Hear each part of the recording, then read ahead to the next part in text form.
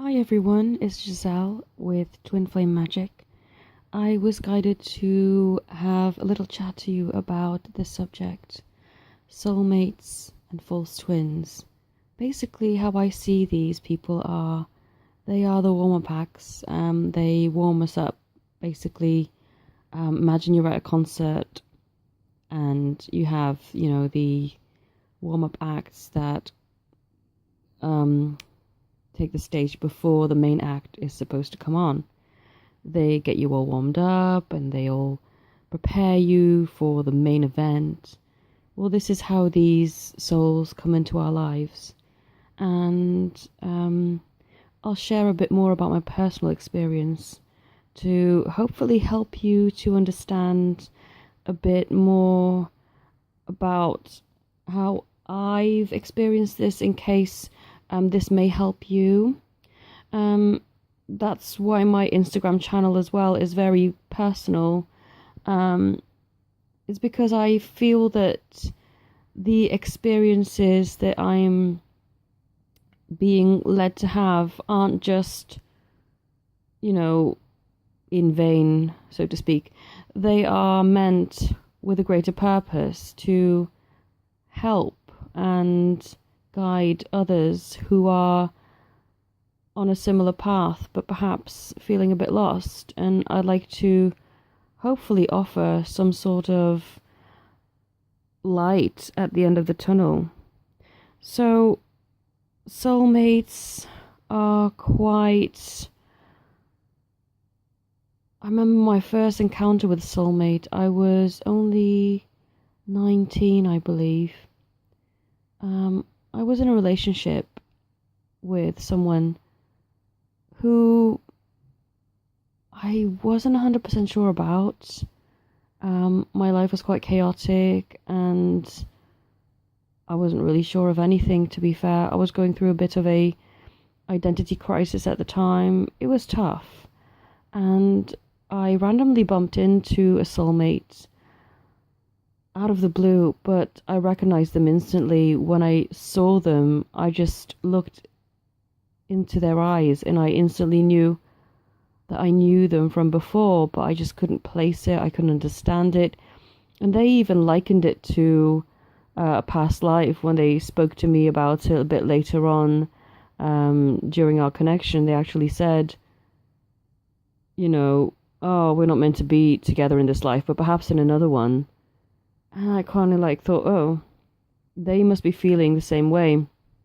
They must be feeling this rush of creative energy that I was getting because it was making me more creative, more driven, more just wanting to actually better my life, not just professionally with my work as I was in the creative arts, but also as a spiritual person. I just wanted more out of life.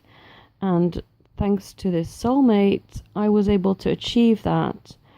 And of course, it's very confusing when you can't be in a relationship with them because it does feel like love, it does feel very much like this passion and sexual attraction, but you can't do anything about it. And it took me years to understand and figure out what was going on. And only sort of quite recently do I fully understand the depth and the part that they played in my life. Now, the false twin is another step up. I initially came across the idea of twin flames, I'm pretty sure back in, it must have been 2010, 2011, I'm sure it was around about that time. I was trying to figure out the soulmate connection, so I started doing research, and then I heard about twin flames, and I thought, well, that's interesting. And there's always been the sense that I felt in my heart that there was someone out there for me who was the other half of me, but I just couldn't place, I didn't know who they were, I hadn't met them yet, but I was sure, I was adamant I had someone there. So I started being very interested in the subject, but it didn't quite, the pieces weren't quite fitting together because I couldn't quite figure out who my twin was, and, you know, trying to piece together a puzzle for which pieces were missing at the time. I was just really confused. I also remember that a couple of years before I found out about the twin flame connection, that I had a awakening with regards to my spiritual gifts and abilities. My grandmother had passed away, and she actually showed herself to me and gave me messages telepathically, and I actually felt like, wow, I had this gift when I was little. I could see people who had passed on, spirits, and people wanting to give messages to their loved ones, but because of my family being very religious, it was suppressed. It was pretty much taboo. They didn't like it at all. So that reawakening reminded me that I had a gift and that I had to use it. So this was, I think it was about 2007 that she passed, and so I was reminded to not waste my gift and to use it and to help other people. So I did start to offer my services a bit more then, but it was quite confusing, and as I said, my puzzle pieces weren't fitting together yet. A lot of them were missing. I needed guidance. It was a very trial and error kind of time. I was, selling readings on eBay, which they've now stopped you doing, but back then I would do that. I wasn't really heavily into this because I was still learning myself and I didn't want to confuse anyone.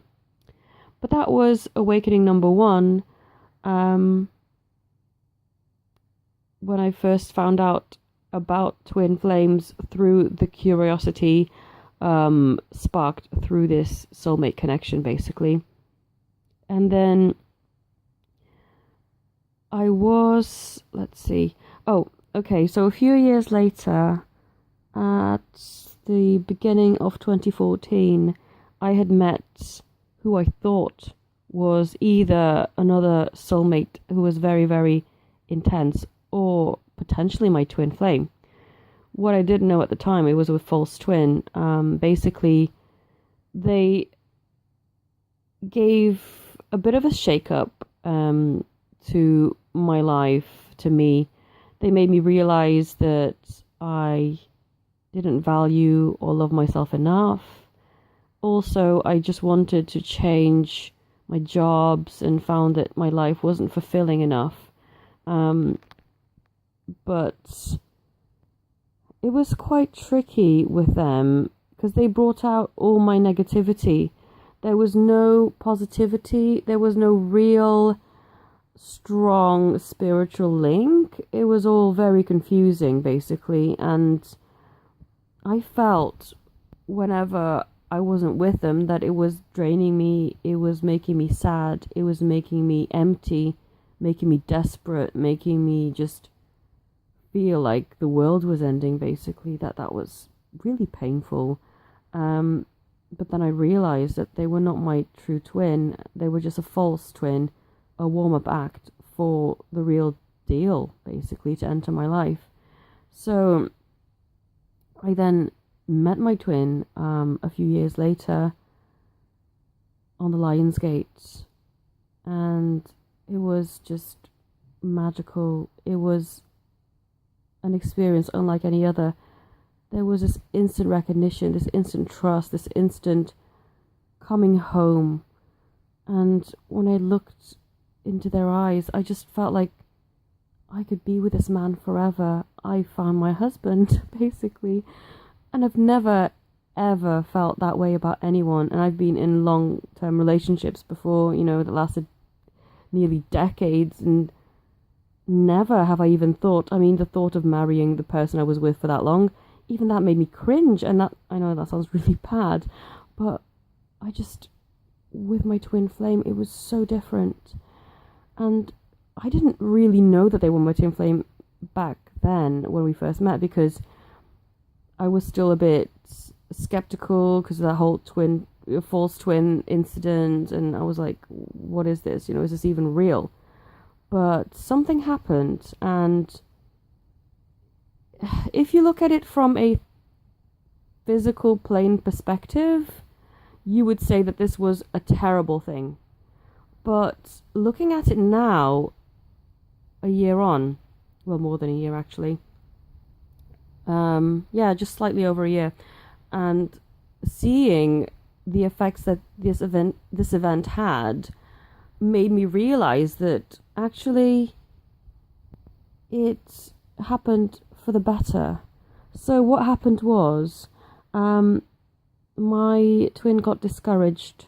There was a lot of factors, distance was an issue, I'm sure finances and other things like that, and just not seeing a way forward. How are we supposed to maintain a relationship when we'd only just met a few months prior and are now thousands of miles apart? So he basically got discouraged and said, sorry, I don't think I can do this. He was kind about it, which just, it made me feel like, okay, I can feel that you don't want to hurt me.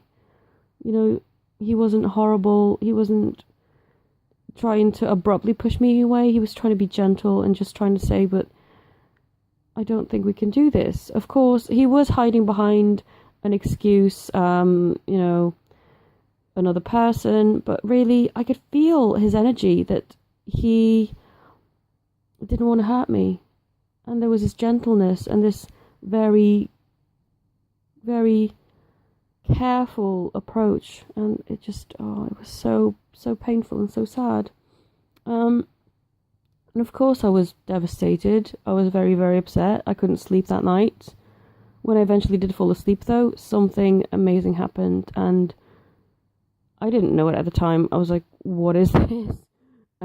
Basically, when I fell asleep, I dreamt that he had sent me a message saying that he was very sorry and that he did want to see me again, and that asking basically if he could contact me and he could come back into my life. So the following days, even though he didn't speak to me on the physical plane, I could feel him everywhere I went. And to be honest, I never had that experience with anyone. The only kind of faint, kind of similar experience I had to that was my grandmother passing and me seeing her spirit and getting telepathic messages from her very briefly. But with my twin, it was just constant. I would dream and feel him in my bed, sleeping next to me and spending time with him. And at some point, it was hard to even determine whether this was like whether my dream state was my waking state and vice versa. It was like hard to determine reality from dream, and it was like so intense. And that actually made me realize having that spiritual connection so strongly made me actually see, yes, he is the one. He is the one that I've been looking for. And now when I feel sad, you can't help but sometimes feel a little bit sad because, yeah, you want to be with them, you'd love to share your life with them, but it's nothing like the sadness I had for the false twin.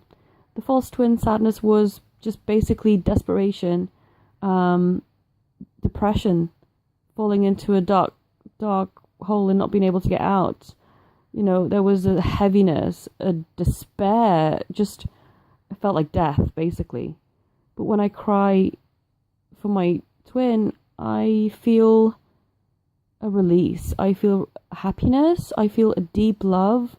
And I feel it being reciprocated spiritually. Like he's always hugging me and holding me and drying my tears and telling me everything's going to be okay. And that's the difference. That's how you know. Not only that, but also physical changes that have happened. since meeting him, I've actually fully started to properly learn to love myself and accept myself fully for who I am, which I've never done with anyone else. I've always had this insecurity of, oh gosh, what if they think I'm a total weirdo? What if they don't like, my spiritual business? All these kind of fears. What if they don't like my body? And oh dear, what if I'm not good enough? But I never had that with my twin. I've always kind of felt like, okay, I have quirks, my business isn't your typical 9 to 5, but he'll find a way to accept me, and I feel that in my heart, and that's how I know. And I know I've rambled on for quite a while, but I hope that this story has somehow helped you. Yeah. And this is basically the difference, My life now is unrecognizable. If you rewound it a year, this day last year, and you said to me, you'll have your own spiritual business, you will not be working your dead-end job anymore, you'll be doing exactly what it is you want to do, you're going on all these courses that you want to actually study, and I would have said to you, what? No, you're joking, right? You're having a laugh. But I mean, since going on this journey and starting up this business, I've experienced true freedom, something I would have never had. Not even that false twin has impacted my career in such a way, my life in such a way, that I could actually see a light at the end of the tunnel. Now I don't even have this sense of needing to see a light at the end of the tunnel. I am the light, and I have it all around me, and I can spread it around, and I'm so full, and it's making me just wanted to shout up from the rooftops, thank you. Thank you for helping and for guiding me and for giving me this amazing life. And now I'm at a stage where I'm just sitting here thinking I've achieved so much, and I'm so happy, and I can't wait for you to join me. I'm ready, but I'm not going to pressure you, and I'll just sit here waiting patiently and hoping to help more of you along this journey. So I hope you like this video, and thank you so much for listening to me. Thank you.